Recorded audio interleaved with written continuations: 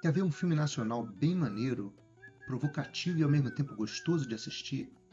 E ainda por cima feito por jovens, cineastas baianos muito atentos ao que são a Bahia e o Brasil de hoje? Fica ligado, acompanha até o fim, mas antes, se inscreve no canal. O Cartaz é um canal novo e esse pequeno gesto de clicar no botão de se inscrever é um gesto gigante para o canal. A Bahia talvez seja o lugar mais decantado em prosa no Brasil. Nenhuma estatística, só minha impressão mesmo. E tô falando só de prosa, se for incluir versos, sons e imagem, nem se fala. O baianês de novela é uma instituição nacional e devia ser tombado pelo IFAM. Mas baianês de novela é um sotaque proveniente de uma região imaginária da Bahia. A produção audiovisual local vem construindo seu próprio sotaque desde há muito, e especialmente no século XXI.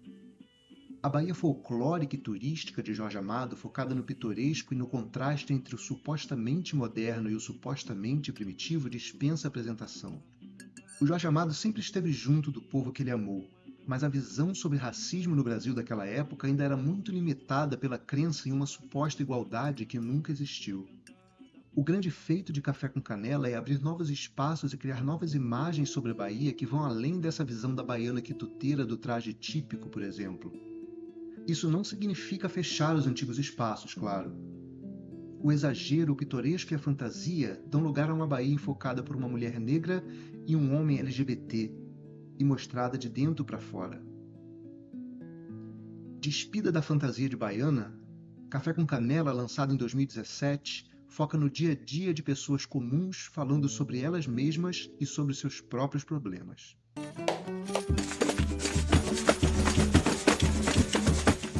Filme bom de assistir, dirigido por Glenda Nicásio e Ari Rosa, e ganhador dos prêmios de melhor atriz, melhor roteiro e melhor filme no Festival de Brasília de 2017, o drama gira em torno das histórias de Margarida e Violeta.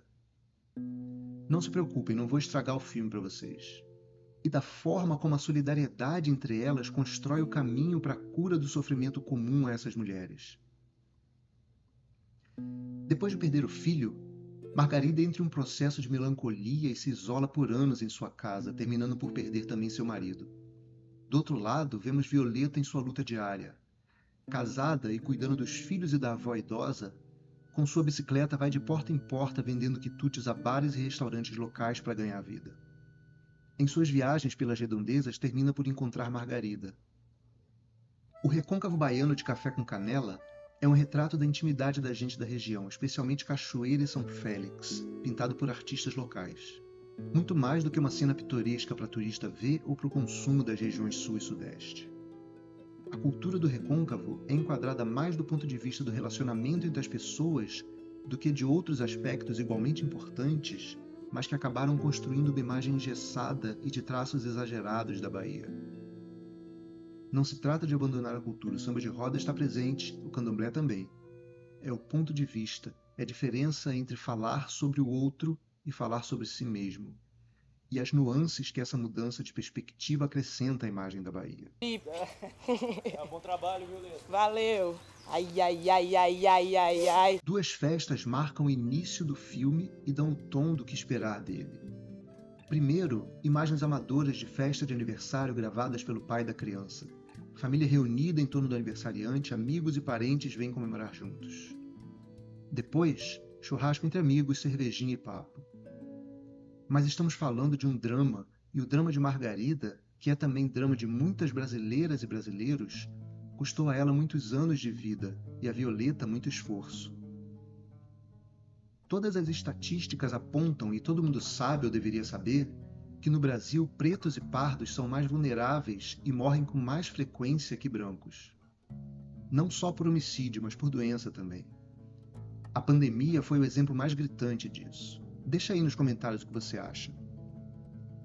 A morte é a única certeza da vida, como dizem, mas se mostra sempre muito mais próxima e ameaçadora no horizonte de uma parte da população que de outra. E a morte não tem time de futebol, chega para todo mundo. Se existe uma diferença estatística entre dois grupos, isso acontece pela ação do homem. A causa da morte do menino Paulinho não é informada, e não importa, poderia ser qualquer uma das causas mais comuns ou das mais raras de morte.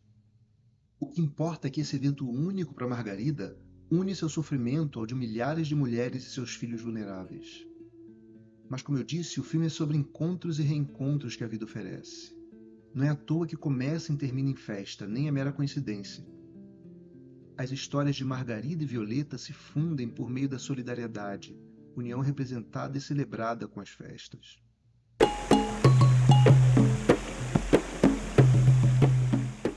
No Brasil colônia e no Brasil império, era muito comum estimular a separação de famílias e a vida de solteiro. Sim, um antigo hábito dos cidadãos de bem dessa época era mandar pais para uma fazenda, mães para outra, filhos para outra. Não os membros das famílias deles, claro. E a troco de quê? Dinheiro, claro.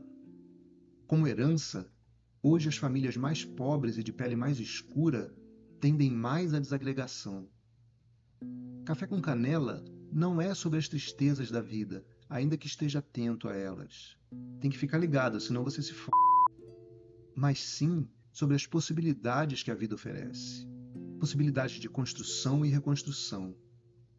Se a família de Margarida se esfacelou completamente, a de Violeta, ao contrário, se mostra como um grupo unido e feliz. Eles também estão lidando com a morte, mas de forma diferente.